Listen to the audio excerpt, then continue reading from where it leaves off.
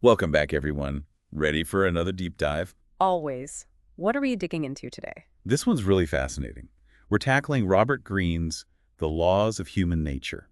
Oh, interesting. That's quite a journey into, well, ourselves, isn't it? Exactly. It really makes you question everything you think you know about human behavior. Greene doesn't sugarcoat it either. Right off the bat, he kind of hits you with this idea that we humans, we're not as rational as we like to think we are. We do like to see ourselves as logical beings, don't we? Right. But Greene argues that our brains, especially when we're under pressure, they tend to default to these sort of automatic reactions. Instead of really thinking things through, it's like our ancient wiring is still running the show. It's true, we can't ignore those deeply ingrained survival instincts, can we? Imagine our ancestors facing down a predator. No time to overthink it, right? It was all about reacting. A fight or flight mode. And you're saying that still affects us even now in our modern lives. Oh, absolutely. Think about it. That email you sent when you were furious, the one you immediately regretted, Ouch. Yeah, I know that feeling. that's your primal brain hijacking the more rational parts of your mind. So we're basically wired for irrationality, especially when emotions are running high. It's a part of who we are. Greene actually calls this high-grade irrationality. When our emotions are so intense, they completely distort our perception of what's real. We become reactive, seeing threats, even when they're not really there. And that's a recipe for making some truly terrible decisions. That makes a lot of sense. So how do we break free from that? How do we stop ourselves from making those impulsive choices? That's where self-awareness becomes so important. Greene gives some really practical advice in the book about how to recognize when we're slipping into that reactive state. He challenges us to, first of all, figure out what our triggers are. What are the things that tend to send us spiraling? Is it a looming deadline at work, a disagreement with a loved one, or even just, being really hungry? Being hangry is a real thing. I can relate to that one. But okay, we've identified our triggers, now what? Then we can start developing strategies to interrupt that automatic response. Like hitting the pause button on ourselves. Precisely. It might be something as simple as taking a few deep breaths, or removing yourself from the situation for a little while, or even just consciously trying to reframe your thoughts. So instead of firing off that angry email, maybe go for a walk around the block. Clear your head. Exactly. Give your rational brain time to catch up with your emotions. We might not be able to change our nature, but we can learn to manage it, and that's empowering. It definitely is. And I don't know about you, but I've made my fair share of decisions in the heat of the moment that I wish I could take back. Learning to catch those moments before they happen, wow, that feels pretty powerful to me. So it sounds like we've got our work cut out for us managing our own emotions, but what about understanding other people's?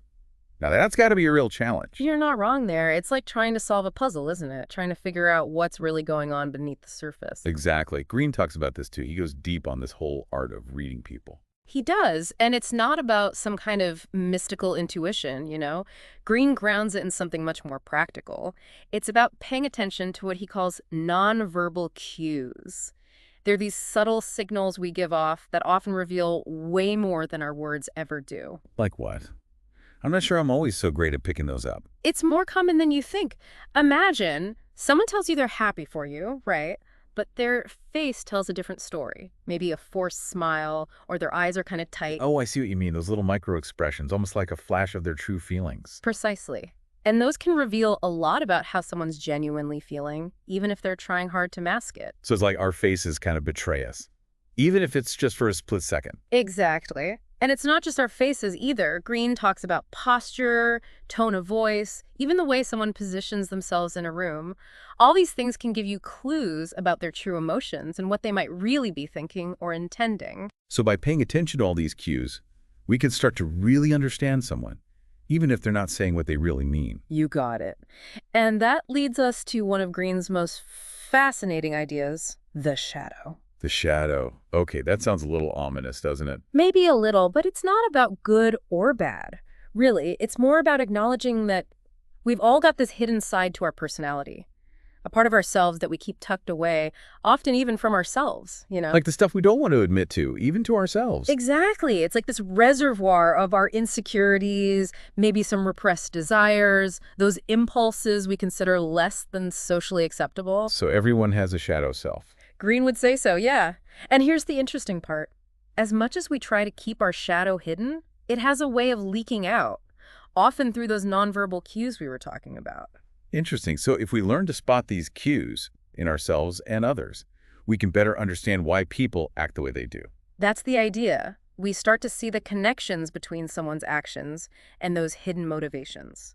Wow, that's powerful stuff.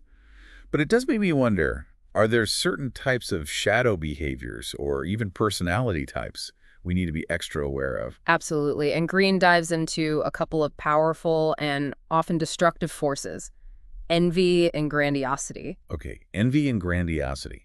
Let's break those down a bit. What does Green say about envy? Well, he calls it this primal emotion, right?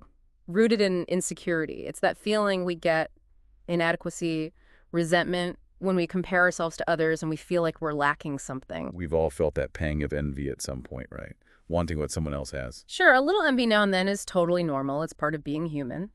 But Greene warns us that when it's left unchecked, envy can be incredibly destructive. It can actually drive people to sabotage others, even those they care about. It's like that old saying, right? Envy is 1,000 times more terrible than hunger, for it is a hunger for something that one cannot eat. Wow, that's a powerful way to put it. And envy often goes hand in hand with grandiosity. Okay, so what about grandiosity? What are the telltale signs? Think about someone with an inflated sense of self-importance, constantly needing admiration, validation from others.